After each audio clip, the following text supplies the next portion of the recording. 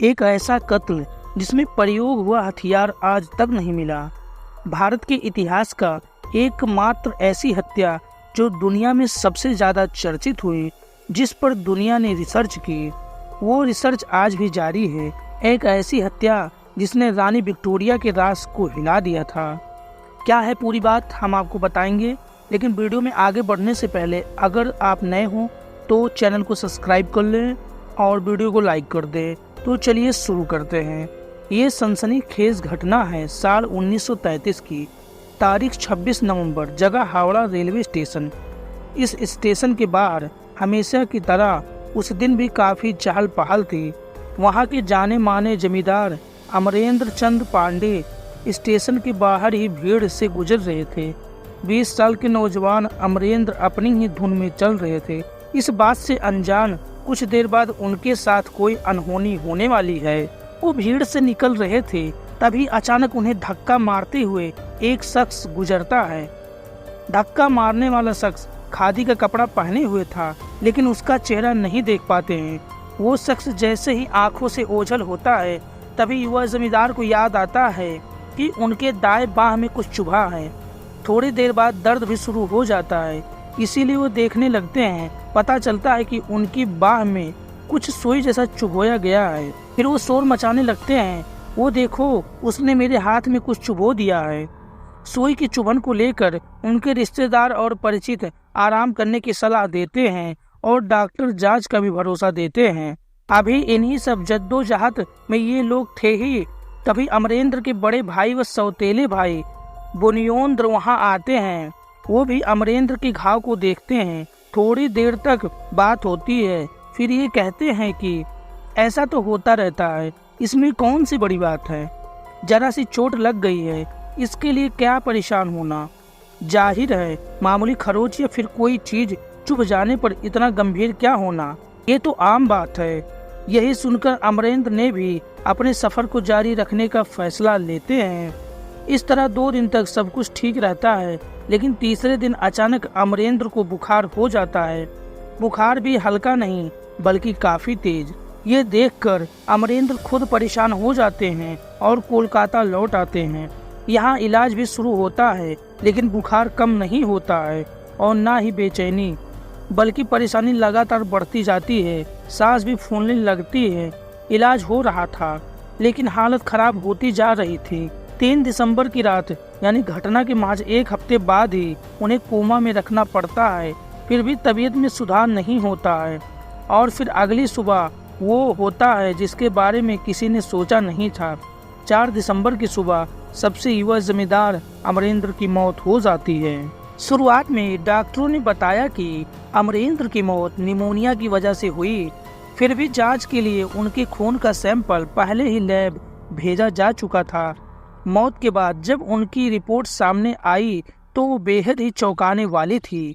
उस रिपोर्ट को देखकर जमींदार के परिवार के होश उड़ गए, क्योंकि मेडिकल रिपोर्ट के अनुसार अमरेंद्र के ब्लड में यार्सीनिया पेस्टिस नामक जानलेवा बैक्टीरिया होने का पता चला था।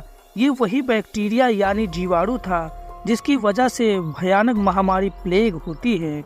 लेकिन सवाल ये था कि आखिर ये बैक्टीरिया अमरेंद्र के शरीर में कैसे आया। क्या वही सुई जैसे चुभने वाले ने ही ये बैक्टीरिया तो नहीं डाली थी, लेकिन क्या 1933 में ऐसी कोई तकनीकी थी जिससे कोई भी व्यक्ति इस तरह से राह चलते किसी के शरीर में बैक्टीरिया व वायरस की एंट्री करा दे। ऐसे तमाम सवाल थे जो उठ रहे थे। सवाल ये भी था कि प्लेग उन दिनों इतना फैला था, ऐसे में कहीं वही बीमारी तो नहीं हुई, ऐसी बीमारी जो चूहों और कीड़ों से इंसानों में फैलती है। इस महामारी का रौद्र रूप भारत ने 1896 से 1918 के बीच में देखा था। उस दौरान भारत और इसके आसपास के देशों में 1.25 करोड़ से ज्यादा लोगों की प्लेग से मौत हुई थी। ऐसे में सवाल उठ रहा था कि जब इस इलाके में प्लेग से किसी और की जान नहीं गई, तो सिर्फ अमरेंद्र को ही ये बीमारी कैसे हो गई। ये सवाल ऐसे थे जिसके जवाब उस समय की ब्रिटिश पुलिस के पास नहीं थे। दरअसल इस मामले में मौत की कोई वजह नहीं पता चली, तो पुलिस ने छानबीन शुरू की। इस दौरान पता चला कि जमींदार अमरेंद्र के पास अकूत संपत्ति थी, जिस पर काफी पहले से उसके चचेरे और उम्र में 10 साल बड़े भाई बुनियोंद्र की टेढ़ी नजर थी। पूछताछ में ये भी पता चला कि कुछ साल पहले भी युवा जमींदार अमरेंद्र के साथ एक हादसा हुआ था, जिसमें चश्मे से उनके चेहरे पर खून निकल आया था, जिसके बाद कई दिनों तक वो बीमार रहे थे। जब यह हादसा हुआ था तब बुनियोंद्र भी वहीं था। ऐसे में शक जताया गया कि कहीं वही तो इसके पीछे शामिल नहीं है। इसकी पड़ताल में पुलिस जुटी तो ये भी पता चला कि जिस दिन हावड़ा रेलवे स्टेशन के बाहर भीड़ में अमरेंद्र के हाथ में सुई जैसा कुछ चुभोया गया था, तब कुछ देर बाद अचानक बुनियोंद्र वहां पहुंच आया था। ये वही सवाल थे जो उसे कटघरे में ला रहे थे, लिहाजा पुलिस ने उस पर नजर रखनी शुरू की। पड़ताल में ये भी पता चला कि दोनों पांडे भाइयों में काफी समय से विवाद चल रहा था। ये विवाद उस समय और बढ़ गया जब 1931 में अमरेंद्र के पिता की मौत हो गई थी। इनकी मौत के बाद से कोयला खदानों और पत्थर की खानों के लिए मशहूर पाकुड़ रियासत अपनी सियासत के लिए दोनों में से विवाद शुरू हुए थे। ये भी सामने आया कि अमरेंद्र चंद्र पांडे को गांव के लोग काफी पसंद करते थे। इसकी बड़ी वजह थी अमरेंद्र की अच्छी सोच और नैतिक सिद्धांतों की बात करना। सदाचारी सोच वाले इस युवा से लोग काफी जुड़े हुए थे। वहीं बुनियोंद्र को शराब की लत थी। इसकी अय्याशी और दबंगई के चर्चे हर जगह होते थे, इसलिए इन वजहों से भी बुनियोंद्र पर शक की सुई बढ़ी। अदालती दस्तावेजों के आधार पर दावा किया गया कि अमरेंद्र को मारने की साजिश 1932 ईस्वी में ही रच दी गई थी, यानी करीब 1 साल पहले ही। उस दिनों बड़े चचेरे भाई बुनियोंद्र के करीबी मित्र डॉक्टर तारानाथ भट्टाचार्य ने मेडिकल लैब से प्लेग की बैक्टीरिया को सुई में लाने की कोशिश की थी, लेकिन उनकी ये कोशिश नाकाम साबित हुई थी। लेकिन इन्होंने प्रयास जारी रखा था। इसके अलावा भी कई बार अलग अलग तरह से चचेरे भाई ने अमरेंद्र को मारने की कोशिश की थी, लेकिन पूछताछ के आधार पर अब ये पता चल गया था कि बैक्टीरिया के जरिए ही अमरेंद्र को मारा गया।